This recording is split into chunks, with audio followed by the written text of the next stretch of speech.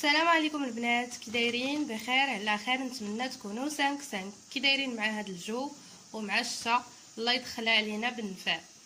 اليوم بغيت نشرمل الزيتون الكحل وبغيت نشارك معكم الطريقه ديالي كيفاش كندير ليه.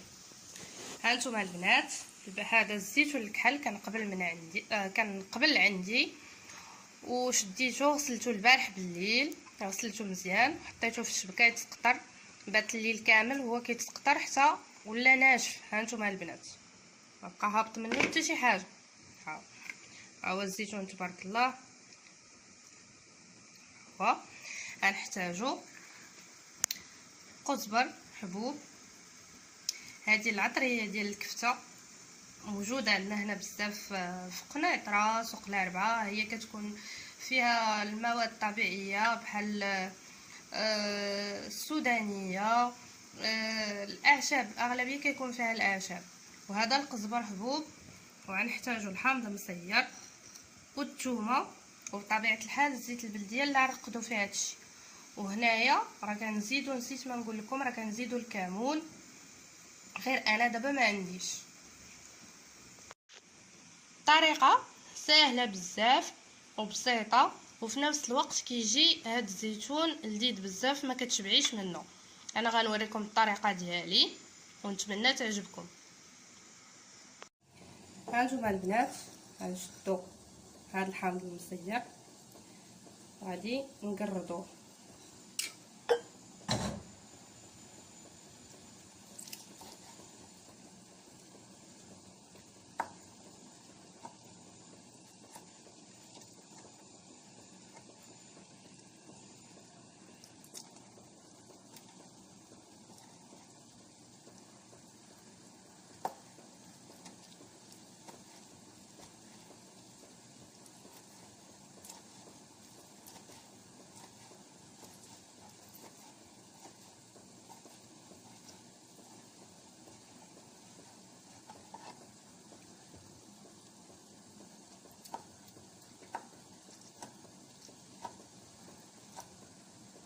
انا قردته شويه كبير وغادي نعاودو بالقطاعه ديالنا.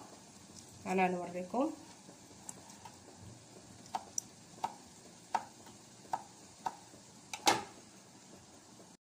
ها هي قطعه قراده. صراحه انا هذه هي اللي كنخدمها في كلشي، حقاش ما عنديش مع قطع الحاجه رقيقه، ما كنعرفش بزاف. هذه هي اللي كتنفعني. نتوما البنات غنغسلوه مزيان.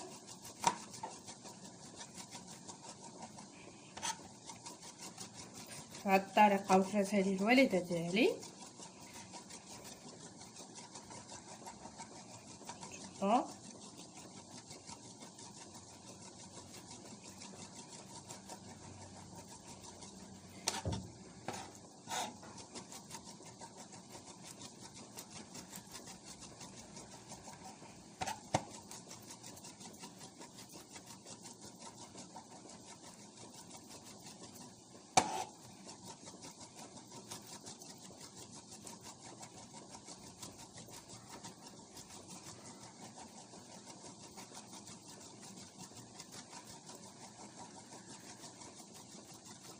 انا غسلته مزيان، غنوريه لكم باش يرخي داك الماء ديالو وديك البنه ديالو مع الزيتون. وما نديروش الملحه، لا، حيت هاد الملحه اللي كتكون في الحامض المرقد هي اللي كتطلق في الزيتون. نتوما وما تنساوش الكمون البنات. انا غير ما عنديش دابا، غادي نزيدو من بعد. ها شي احطوه في واحد البانيو. ها هو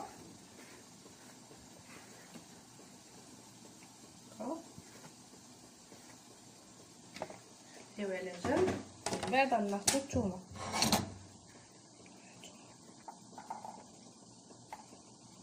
الثومه نشدوها بسيطه، بغيتي تحكيها حكيها، يعني انا ما كنحكاش، كندير لها بحال هكا.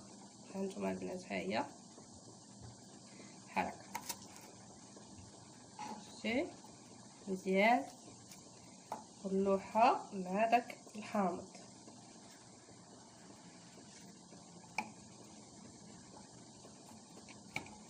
سمحوا لي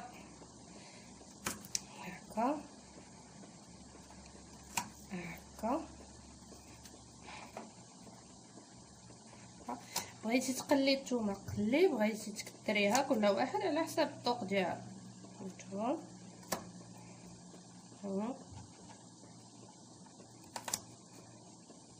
باش حتى هي ترخي البنه ديالها مع داك الزيتون.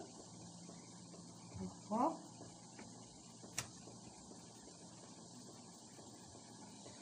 شدو قطعوها عشوائيا ماشي مشكل.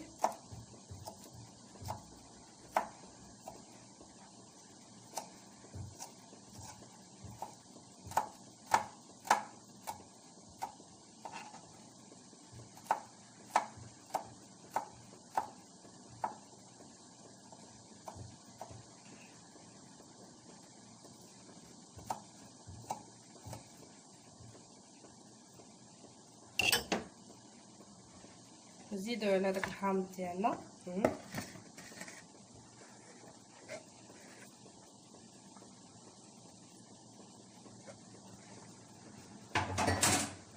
ها هو البنات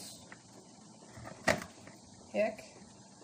من بعد هنا غناخدو الزيتون ديالنا غادي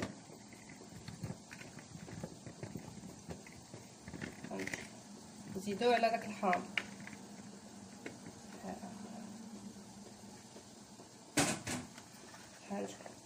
هذا الزيتون غنبقاو نخلطوه مع الحامض والثومه.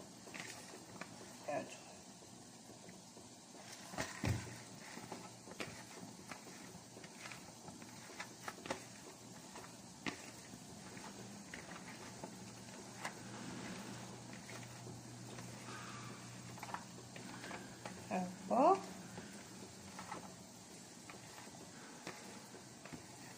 هانتوما كيكون تخلط مزيان.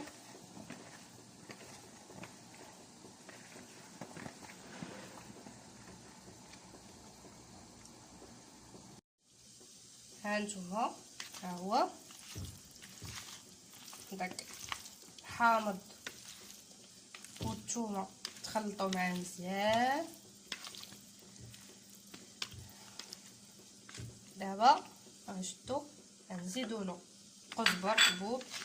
ها هو اللي وريته لكم انا كندير غير بيديا سمحوا لي.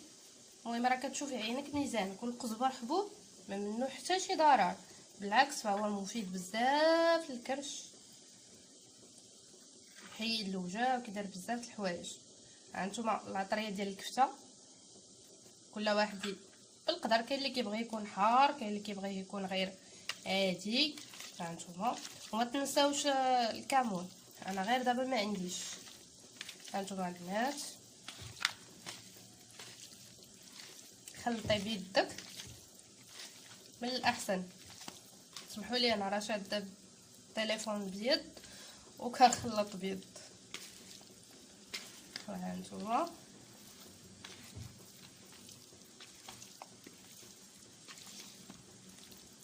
شويه انا كيعجبني يكون حار، غادي نزيد شويه.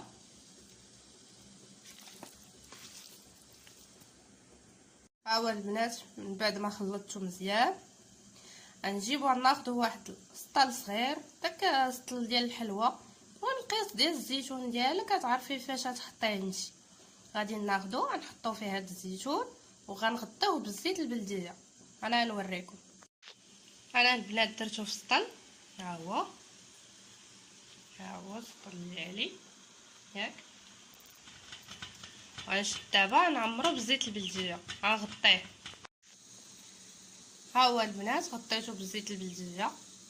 ها هو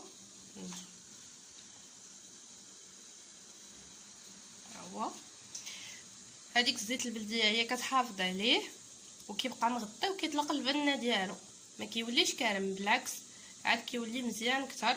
وداك الحامض والثومه القزبر حبوب، وما تنساوش الكمون، هذاك حتى هو غادي يطلق ويعطي واحد البنه غزاله البنات.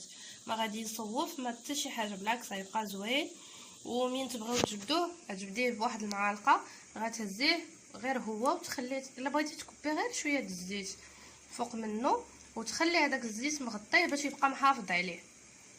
هانتوما البنات، وبالصحه والراحه، ونتمنى تكون فادتكم هذه الوصفه. وإلا عجبكم هذا الفيديو ما تنساونيش بلي لايك والاشتراك، وكنتسنى التعاليق ديالكم.